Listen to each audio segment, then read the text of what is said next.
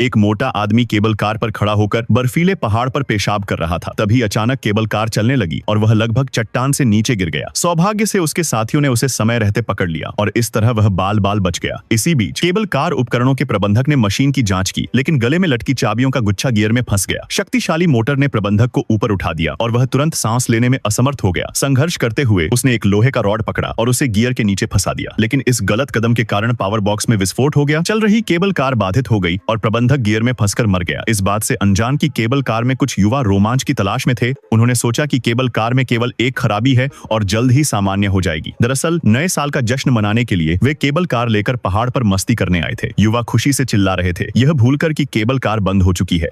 इस तरह वे अगले दिन तक सोते रहे और जब वे जागे तो यह देखकर डर गए कि केबल कार अभी भी हवा में लटकी हुई है। स्थिति समझने से पहले ही वे नीचे बचाव दल से संपर्क करने को मजबूर हो गए। कई घंटे इंतजार करने के बाद भी कोई बचाव दल नहीं आया तो उन्हें एहसास हुआ कि वे यहाँ फंस गए हैं। वे तुरंत केबल कार की छत पर गए और देखा कि जमीन से दूरी ज्यादा नहीं है। वे रस्सी से नीचे उतरने की योजना बनाकर केबल कार में लौटे और एक आपातकालीन रस्सी ढूंढी। उन्होंने रस्सी को दरवाजे के हैंडल पर बांधा और दूसरा सिरा सबसे हल्के वजन वाले आवेश को बांध दिया। आखिरकार केबल कार के अंदर के 3 लोगों ने धीरे धीरे आवेश को नीचे उतारा। शुरुआत में सब कुछ ठीक रहा और जमीन के करीब पहुंचने पर आवेश ने पहले अपनी स्की बोर्ड नीचे फेंकी, लेकिन जमीन से टकराते ही भारी हिमस्खलन शुरू हो गया। सौभाग्य से आवेश ने पहले से छलांग नहीं लगाई, नहीं तो परिणाम बुरे होते। वह डरकर अपने साथियों को वापस खींचने के लिए चिल्लाया, लेकिन दूरी ज्यादा होने के कारण उसकी आवाज नहीं सुनी गई।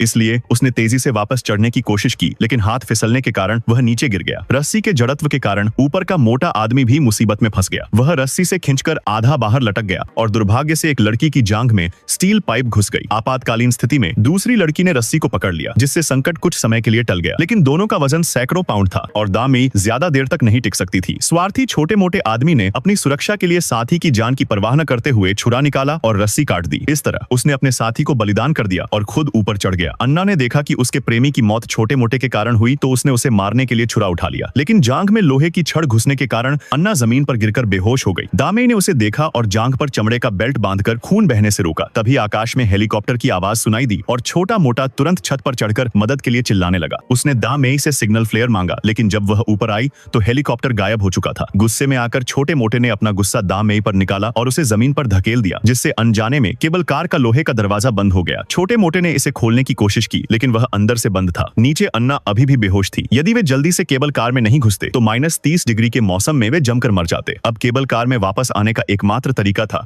नीचे उतरकर सामने के दरवाजे से अंदर जाना।